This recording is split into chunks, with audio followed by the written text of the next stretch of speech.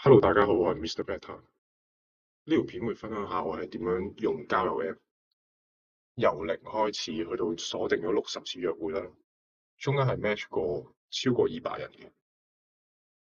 咁我會教你點樣唔需要搭訕嘅情況底下，舒服做自己嘅情況底下，亦都係可以成功用交友 App 揾到另一半。我係點樣由一個內向毒 L 變成一個自信超佳？如果想知道多啲背後嘅故仔，就可以睇翻上一條片。呢條片主要係一啲比較落實啲 step by step 成個系統點樣 work 嘅。咁如果你要用交友 app 去到識到另一半，其實經過60次之後嘅得着就係有幾個大嘅 step 啦。由你 profile optimization，你點樣執你嗰個 profile 執得靚仔，增加配對率咧，去到開場白等等等等。睇完呢條片，你會學識咗好多你需要避免嘅嘢啦。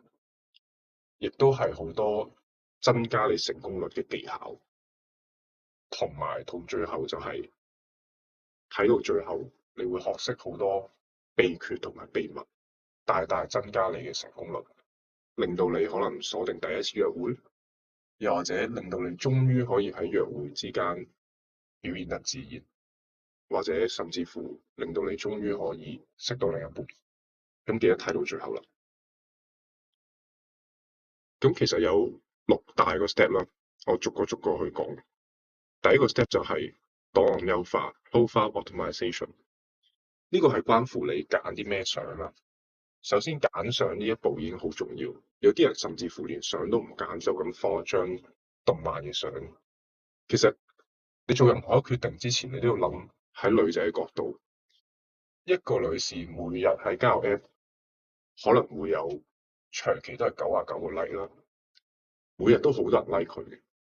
到佢真係開始揀 like 翻邊個嗰陣，你會唔會走去 like 一個淨係得動漫相嘅人咧？如果你個女士，除非佢好中意睇動漫咯，咁你咪真係想吸引淨係中意睇動漫嘅女士咧？呢個就係俾翻你嘅問題。又或者你究竟係點樣先吸引到一個高質嘅女士咧？其實好簡單，放一啲清晰嘅個人相，放一啲展現到你生活面貌嘅相，唔單單係一張自拍，唔係一張對住你塊屋企廁所對住塊鏡嘅自拍，呢個係好扣分。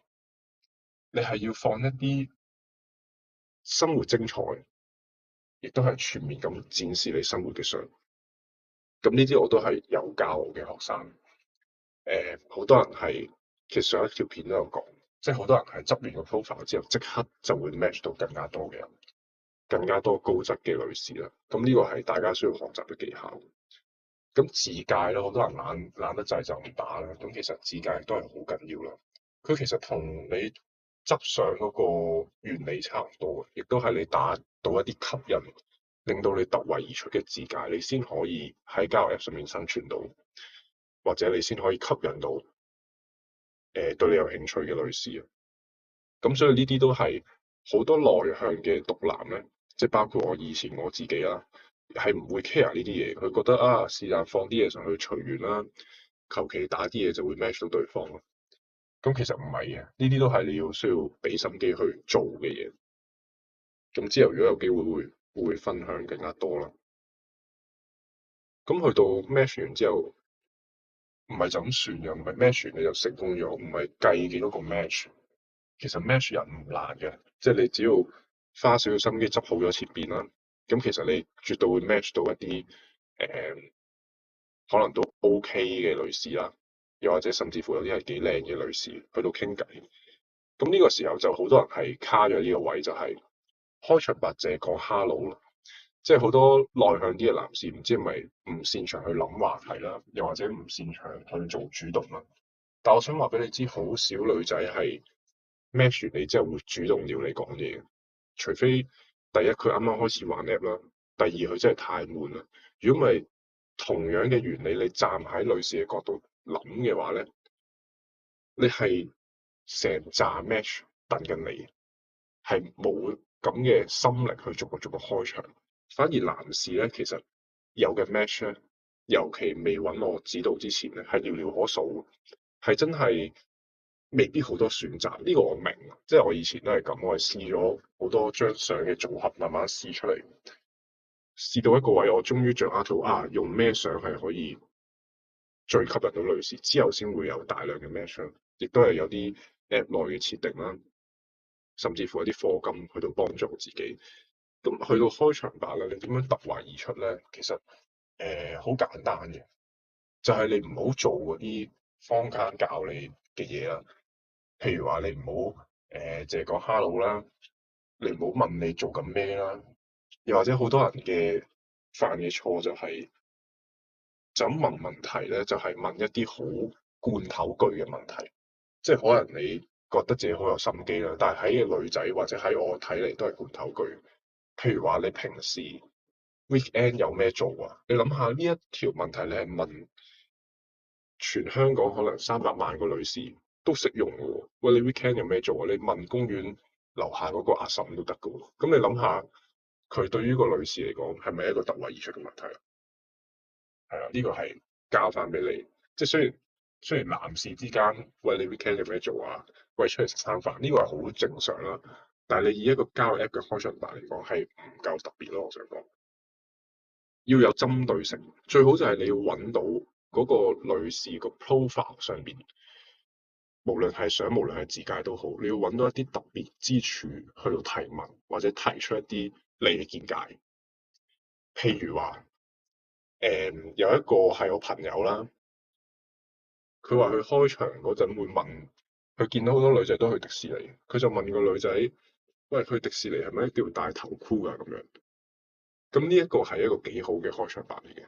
首先，佢有兩個做到嘅效果。第一就係佢 show 到你係有心去睇對方嘅 profile，因為即係唔係全部人都啱用啦呢個問題。第二就係佢 show 到你一個講笑比較幽默嘅開場。咁呢兩樣嘢都係會吸引到女士去回覆嘅。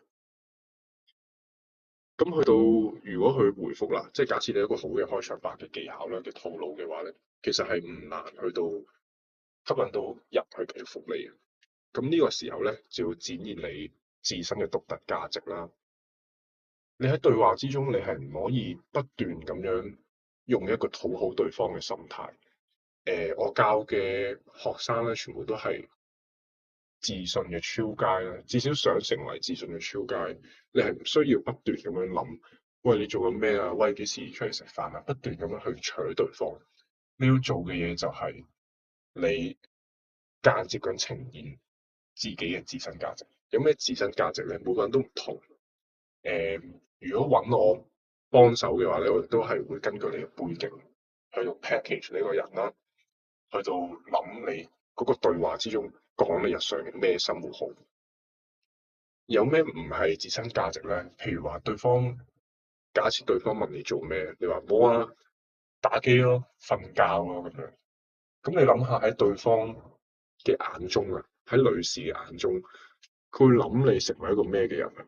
佢會覺得你係咩人咧？有咩性格特質咧？懶咯，唔上進咯，唔健康咯，可能你同佢講，你走去食煙嘅，煲翻支煙過下癮嘅。冇啊，今日 weekend 冇約人啦，翻工好悶嘅啫。其實喺香港冇嘢做。如果你係咁樣嘅態度嘅話，對方會唔會想同你繼續發展咧？你自己諗下。所以間接咁樣呈現自己價值咧，自己嘅獨特價值係好緊要，同埋唔好過分沉悶啦。有好多男士咧，一來一回就最叻㗎啦。咁但係女士咧係最忌呢樣嘢。咩叫一來一回咧？就係你你問佢食咗飯未？佢話食咗，你就問佢食咗咩？佢就話食咗呢間。你就問佢幾多錢咁樣。咁呢啲都係一來一回嘅例子啦。或者調翻轉都係，人哋問你嗰陣，你都係答完一句冇㗎啦，冇延續，冇延伸，冇任何自己見解，亦都係冇拋翻個波俾對方，令對方容易接你對話。呢啲就係過分沉悶嘅對話。如果你咁樣覆對方嘅話，然之後對方就 ghost 咗你，或者對方唔再覆你，你就話玩交友 app 係唔 work 㗎啦。咁呢個未必係交友 app 嘅問題啦。你諗下，其實可能係你對話技巧嘅問題。去到最後，提供情緒價值同埋適當咁樣 deep talk，呢個係好多男士都做唔到嘅嘢。即係男士成日都以為咧，每一個女士都準備好就約出嚟啦。其實唔係嘅，即係你諗下喺女士嘅角度，佢咁多人揀嗰陣，你點樣先可以成為嗰個超佳係俾佢揀中咧？唔係咁容易嘅，即係唔係你傾兩句話，喂，你以前讀邊間 U 啊？你翻工做咩啊？好，星期六得唔得閒？其實個遊戲唔係咁樣玩嘅。好多時候你會遇到嘅 feedback 咧，或者你回覆都係話，喂，傾多陣先啦，大家都唔係好熟。點解咧？因為佢未俾你吸引到，佢未見到你嘅優點。呢一個甚至乎可以有個叫做黃金定律啦，就係如果你 keep 住去展現自己價值嘅話，你去到2個禮拜嗰陣，其實你係要約對方出嚟，甚至乎有啲人係傾咗半年，傾啲好無聊嘅嘢啊，早晨食咗飯未咁樣，持續咗半年都未約對方出嚟啦。其實你唔可以再拖延呢一樣嘢。有兩個角度，第一就係你唔可以第一日傾咗幾句就約對方出嚟，因為對方嘅基礎信任基礎唔夠啦。第二個角度就係你唔可以拖得太耐，因為你係要做一個決勝，你唔可以喺一個女士身上花太耐時間。你要識得判斷佢究竟係有興趣同你出街啊，定還是佢根本揾人攝時間。咁你可以做嘅嘢係咩咧？就係首先你喺對話之中充分咁呈現自己價值，提供情緒價值，適當時候轉為 deep talk，增加你同雙方之間嘅信任啦。去到最後你就要約㗎啦，即係你傾咁多嘢，你都係為咗約出嚟見面啦。除非你話你太得閒，想玩交友 app 去攝時間，想同人傾偈去滿足自己嘅幻想之類啦，咁我先會建議你去傾翻2年先見面嘅。否則咧，正常嚟講2至4個星期其實就要約對方出嚟㗎啦。如果唔係，你就永遠冇訓練自己同女士相處嘅機會啦，亦都係永遠停留喺嗰個俾對方用嚟攝時間，或者唔知對方諗咩嘅狀態。呢個係唔係一個好嘅狀態嘅。成個系統教你嘅嘢就係每一步你都要優化啦，優化，開場白，matching，然之後傾話題優化，你不斷去到訓練同唔同嘅女性去到訓練你唔同方面嘅技巧啦。去到最後，你係越嚟越擅長呢樣嘢咧，你係根本唔驚冇女嘅，因為成個 app 都係咁樣玩嘅，嗰啲套路每一個都適用，每一個 app 都係咁樣運作。你只要明白咩嘢係吸引到女士的話咧，你係根本你可以從一個好內向嘅毒男，好似我以前咁啦。其實而家都係一個內向嘅人，只不過係內向得嚟有自信，因為我知道咩吸引到女士，又或者你知道點樣揾到大量嘅約會對象。咁我發現呢條片咧，其實係差唔多，即係講咗頭3部分啦。都比想像中講得耐咗，因為好多想教、想分享嘅嘢。咁我第2部分咧就會分享埋究竟點樣約會、點樣安排約會啦，點樣約佢出嚟，甚至乎去到表白階段成為另一半。咁有興趣咧就睇埋下一條片啦，同埋記得訂閱啦。如果你需要我嘅1對1幫助，令到你最短時間內急速進步咧，教晒你我所有咁多年嘅心得咧，包括點樣表白、點樣擇偶、點樣維持一段感情嘅溫度、點樣展現自己價值、提升自己，令你喺任何情況底下都有大量嘅女士去選擇到你最理想嘅另一半咧，咁就可以喺 IG 度問我關於1對1指導啦。OK，下條片再見啦。